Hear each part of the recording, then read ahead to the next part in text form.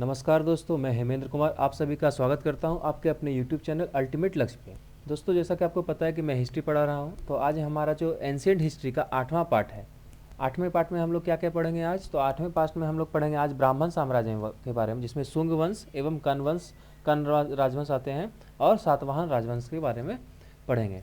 लेकिन दोस्तों, वीडियो शुरू करने से पहले मैं आपसे यह रिक्वेस्ट करना चाहता हूं कि यदि अभी तक आपने हमारा चैनल सब्सक्राइब नहीं किया है तो ज़रूर सब्सक्राइब कर लें और बेल आइकन को क्लिक करके सारे नोटिफिकेशन को ऑन कर ले, ताकि जो भी हम लोग वीडियो अपलोड करें वो आपको तुरंत मिल जाए। ठीक है दोस्तों। और यदि आपको और भी कुछ सुविधा चाहिए तो आप आइकन को क्लिक कर सकते हैं और वहाँ से भी सारे वीडियो प्राप्त कर सकते हैं। तो दोस्तों, पिछले पार्ट की तरह जैसे इस पार्ट में भी मैं सबसे पहले क्या करूँगा, आपको कुछ पिछले पार्ट का रिवीजन करवाऊँगा। रिवीजन करवाने के बाद ही हम लोग आगे बढ़ेंगे। तो रिवीजन कराने के लिए तो आज शुरू करते हैं। आज पहला क्वेश्चन क्या है हमारा? तो पहला क्वेश्चन यह है कि प्राचीन भारत में पहला विदेशी आक्रमण किसके द्वारा किया गया था? तो ईरानियों के द्वारा किया गया था। मगध का कौन सा शासक सिकंदर का समकालीन था? तो धनानंद था। नंद वंश का अंतिम सम्राट कौन था? तो धनानंद था। बिंदुसार ने विद्रोहियों को कुचलने के लिए अशोक को कहाँ भेजा था? तो तक्षशिला भेजा था। किस सम्राट का नाम देवान प्रियदर्शी था? तो सम्राट अशोक का नाम क्या था? देवान प्रियदर्शी। कलिंग का युद्ध कब हुआ था? 261 ईस्वी पूर्व में हुआ था। प्राचीन भारत का कौन सा शासक था जिसने अपने अंतिम दिनों में जैन धर्म को अपना लिया था? तो चंद्रगुप्त मौर्य ने। मौर्य साम्राज्य में कौन सी मुद्रा प्रचलित थी? तो पर्ण। अशोक का उत्तराधिकारी कौन था? तो कुणाल। अर्थशास्त्र का लेखक किसे कहा जाता है? अर्थशास्त्र का लेखक जो है वो थे कौन? हमारे चंद्रगुप्त के गुरुजी वो कौन थे? चाणक्य। तो किसके समकालीन हुआ? तो ये चंद्रगुप्त के समकालीन हो गया। फिर आगे बढ़ते हैं। मौर्य काल में शिक्षा का प्रसिद्ध केंद्र कौन सा था? तो तक्षशिला था। मेगास्थनीज की पुस्तक का क्या नाम था? तो इंडिका था। अशोक के शिलालेखों में कौन सी भाषा है? तो प्राकृत भाषा है। हड़प्पा सभ्यता का पता कब और किसने लगाया था? तो 19वीं शताब्दी में अंग्रेजों ने लगाया था। 19वीं शताब्दी में हड़प्पा वासियों की सामाजिक व्यवस्था का मुख्य आधार क्या था? तो परिवार था। फिर आते हैं हम लोग, किस मौर्य राजा ने दक्कन पर विजय प्राप्त की थी? तो कुणाल ने। मेगास्थनीज द्वारा अपनी पुस्तक इंडिका में समाज को कितने भागों में बांटा गया था? 5 भागों में। अर्थशास्त्र किससे संबंधित है? राजनीतिक नीतियों से संबंधित है। पाटलिपुत्र में चंद्रगुप्त मौर्य का महल किसका बना था? तो लकड़ी का बना था। किस अभिलेख में यह सिद्ध होता है कि चंद्रगुप्त का जो प्रभाव है वो पश्चिम भारत तक फैला हुआ था? तो रुद्रदमन का जूनागढ़ अभिलेख में। ठीक है, तो आगे हम लोग बढ़ते हैं। सर्वप्रथम भारतीय साम्राज्य किसने स्थापित किया था? तो चंद्रगुप्त मौर्य ने स्थापित किया था। किस स्तंभ में अशोक ने स्वयं को मगध का सम्राट बताया है? तो वह था भाब्रू स्तंभ। उत्तराखंड में अशोक का शिलालेख कहाँ स्थित है? तो कालसी में। अशोक के शिलालेखों को पढ़ने वाला प्रथम अंग्रेज कौन था? तो जेम्स प्रिंसेस। कलिंग युद्ध की विजय तथा क्षत्रियों का वर्णन किस शिलालेख में है? तो 13वें शिलालेख में है। कौन सा शासक जनता के संपर्क में रहता था? तो ये अशोक था। किस ग्रंथ में चंद्रगुप्त मौर्य के लिए वृषल का प्रयोग किया गया है? तो मुद्रा राक्षस में। तो मुद्रा राक्षस के जो रचयिता कौन थे? तो वाण भट्ट थे। ठीक है, आगे बढ़ते हम लोग। किस राज्यादेश में अशोक के व्यक्तिगत नाम का उल्लेख मिलता है? तो मास्की। श्रीनगर की स्थापना किस मौर्य शासक ने की थी? तो अशोक ने की थी। किस ग्रंथ में शूद्रों के लिए आर्य शब्द का प्रयोग हुआ है? तो अर्थशास्त्र में। ठीक है, आगे बढ़ते हैं। किस महीने में मौर्यों का राजकोषीय वर्ष आरंभ होता है? तो आषाढ़, जैसे जो जुलाई में मोटा मोटी आता है। किस जैन ग्रंथ में चंद्रगुप्त मौर्य के जैन धर्म अपनाने का उल्लेख है? तो परिशिष्ट पर्व में। चंद्रगुप्त मौर्य का संघर्ष किस यूनानी शासक से हुआ था? तो सेल्यूकस निकेटर से। एरियन ने चंद्रगुप्त मौर्य को क्या नाम दिया था? तो सेंड्रोकोट्स दिया था। किस ग्रंथ में चंद्रगुप्त मौर्य के लिए कुलहीन शब्द का प्रयोग हुआ है? तो मुद्रा राक्षस में। किस ग्रंथ में दक्षिणी भारत के आक्रमणों का पता चला है? तो तमिल ग्रंथ, क्या नाम है उसका? तो अहनानूर था। चंद्रगुप्त मौर्य का निधन कब हो गया था? तो 297 ईसा पूर्व में। चाणक्य किस विश्वविद्यालय के शिक्षक थे? तो तक्षशिला विश्वविद्यालय के। चंद्रगुप्त के बाद किसने शासन प्राप्त किया? तो बिंदुसार ने किया। बिंदुसार किस संप्रदाय का अनुयायी था? तो बिंदुसार था आजीवक संप्रदाय का। आगे बढ़ते हैं।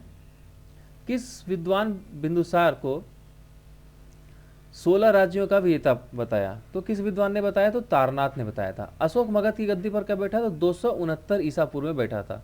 अशोक की माता का नाम क्या था? तो शुभद्रांगी था। भारत में शिलालेख का परिचय सर्वप्रथम किसने किया? तो अशोक ने किया। किस स्रोत से पाटलिपुत्र के प्रशासन का वर्णन हुआ है? तो इंडिका से। योगाचार या विनाश विज्ञानवाद के प्रतिपादक कौन थे? तो मैत्रेयनाद। किसने कृष्ण को हेराक्लीस कहा है? तो मेगास्थनीज ने कहा है। अब आते हैं आगे। और इस्लाम धर्म के संस्थापक कौन थे? तो हजरत मोहम्मद साहब थे। हजरत मोहम्मद साहब का जन्म कब और कहाँ हुआ था? तो 1570 ईस्वी मक्का में हुआ था। मोहम्मद साहब के जन्मदिन पर कौन सा पर्व मनाया था? तो ईद ए मिलाद उल नबी। पारसी धर्म का प्रमुख ग्रंथ कौन था? तो जैन अवेस्ता था। ठीक है दोस्तों, तो ये था हमारा आज का प्रश्न उत्तर। अब हम लोग आज बढ़ेंगे ब्राह्मण समाज में, जो कि ब्राह्मण समाज का जो पहला वंश था वो कौन था? शुंग वंश था। तो शुंग वंश के बारे में पढ़ेंगे। तो शुंग वंश की जो राजधानी थी वो थी क्या? पाटलिपुत्र और विदिशा। आम भाषा यहाँ की थी संस्कृत तथा प्राकृत। धर्म थे हिंदू एवं बौद्ध। यहाँ के राजा कौन कौन से जो प्रसिद्ध थे? वो थे पुष्यमित्र शुंग, जिनका शासनकाल था 185 ईसा पूर्व से 151 ईसा पूर्व तक। सेकेंड थे अग्निमित्रा, जिनका शासनकाल था 151 से 140 ईसा पूर्व तक। तृतीय थे देवभूति, जिनका शासनकाल था 83 से 71 ईसा पूर्व तक। अब ऐतिहासिक काल में आते हैं। तो ऐतिहासिक काल में क्या था कि स्थापना जो थी इसकी थी 185 ईसा पूर्व में, और इनका जो पतन हो गया था वो 75 ईसा पूर्व में पतन हो गया था। ठीक है। पूर्ववर्ती साम्राज्य थे इसके जो पहले पूर्ववर्ती का साम्राज्य था वो किसका था? मौर्य साम्राज्य का था, जो कि चंद्रगुप्त मौर्य, अशोका जो हम लोग सब पढ़े थे। और अपवर्ती साम्राज्य क्या था? कण्व साम्राज्य था। तो कण्व भी जो ब्राह्मण साम्राज्य के अंदर में आता है, तो कण्व साम्राज्य था। और इसका आधुनिक स्थान जो है कहाँ कहाँ मिलता है? तो बांग्लादेश में, भारत में और नेपाल में मिलता है। ठीक है, आगे बढ़ते हैं। तो शुंग वंश जो है मौर्य के बाद अंतिम सम्राट वीरदत्त के प्रधान सेनापति पुष्यमित्र द्वारा प्रतिष्ठित एक प्राचीन राजवंश था। ईसा से 184 वर्ष पूर्व पुष्यमित्र शुंग ने वीरदत्त को मारकर मौर्य साम्राज्य पर अपना अधिकार जमाया।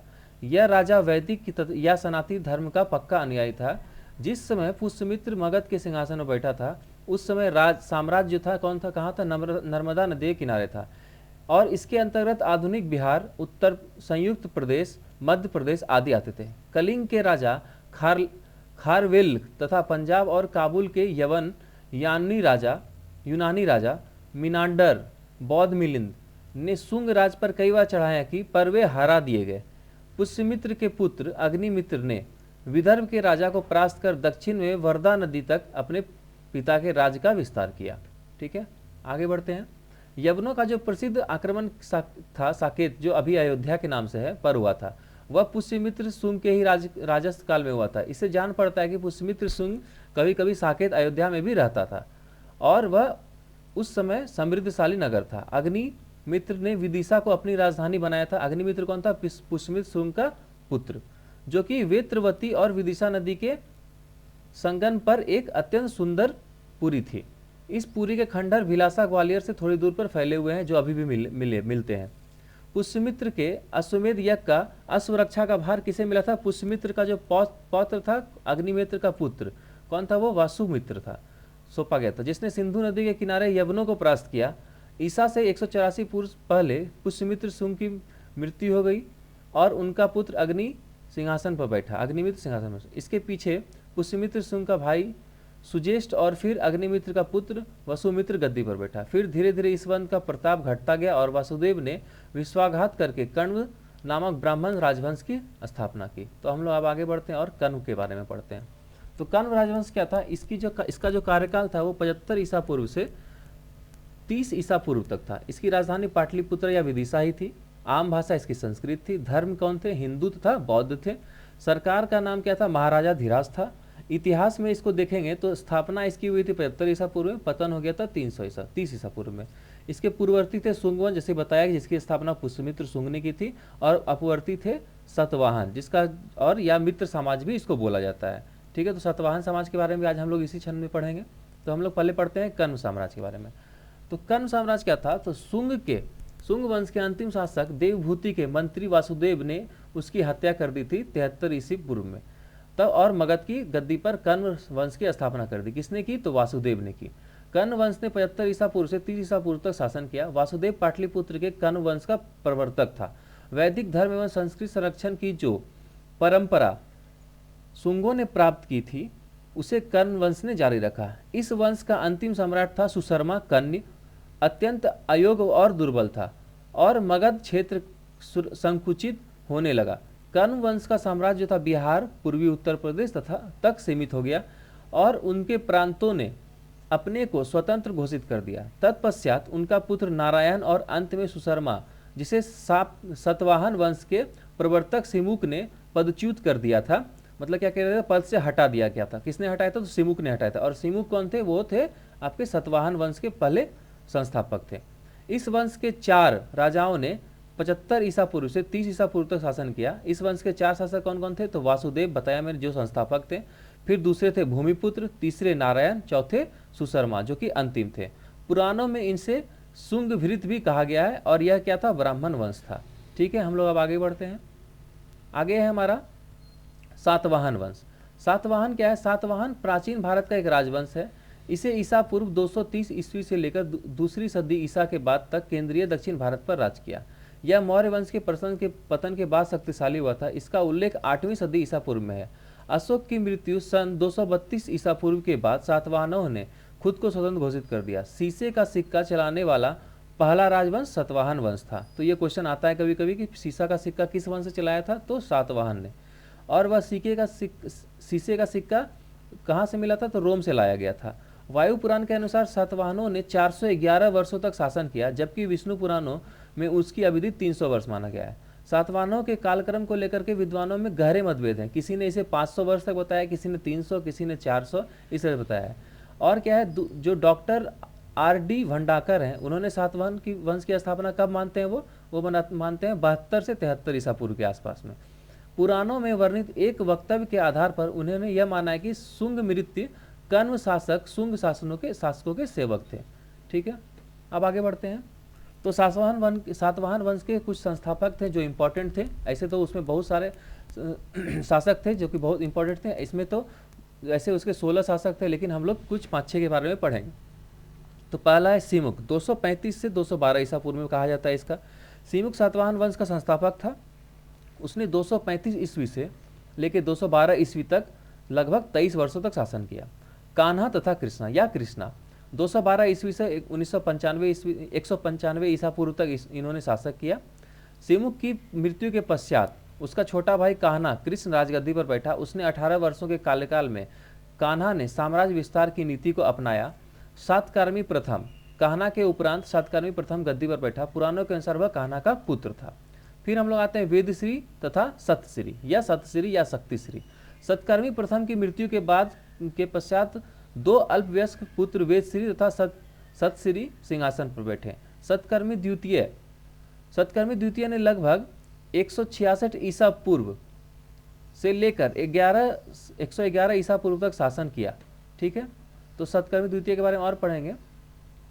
इसके शासनकाल में सातवाहनों ने पूर्वी मालवा को पुष्यमित्र शुंग के एक उत्तराधिकारी से छीन लिया। पुराणों के अनुसार सतकर्मी द्वितीय के पश्चात लंबोदर सिंहासन पर आसीन था। लंबोदर के पश्चात उसका पुत्र अपिलक गद्दी पर बैठा। अपिलक जो कि 8वां सातवाहन का संस्थापक था। तो ये 8 हो गए, शासक था। ये 8 हो गए। अब हम लोग 9 में भी पढ़ेंगे, लेकिन हम लोग यहाँ इंपॉर्टेंट में 5वां ही देंगे इसको, हाल, जो कि क्या था 20 ईसा पूर्व से 24 ईसा पूर्व था। हाल सातवाहनों का अगला महत्वपूर्ण शासक था, यद्यपि उसने केवल 4 वर्षों तक ही शासन किया। फिर आते हैं गौतमी पुत्र सतकर्णी।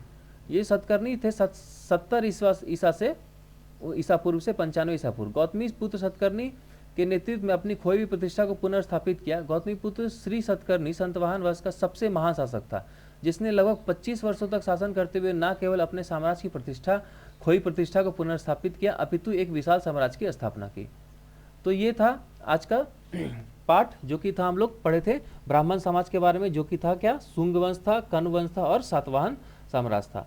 अब हम लोग कल जो है थोड़ा सा एक छोटा सा ये टॉपिक है चेदी राजवंश, उसके बाद फिर पढ़ेंगे भारत में यवन राज, और फिर हम लोग आगे बढ़ेंगे कुषाण के बारे में, फिर संगम युग के बारे में, शक संवत जो आया है वो कहाँ से आया है। तो ये आज का वीडियो था दोस्तों। आप ज़रूर कमेंट करके बताएं कि आज का वीडियो कैसा लगा। मैं आशा करता हूँ कि हम लोग जो आपके पास वीडियो वगैरह ला रहे हैं वो आपके लिए हेल्पफुल हो रहा है, आपको उसमें इंटरेस्ट आ रहा है, आप लोग पढ़ रहे हैं उसमें।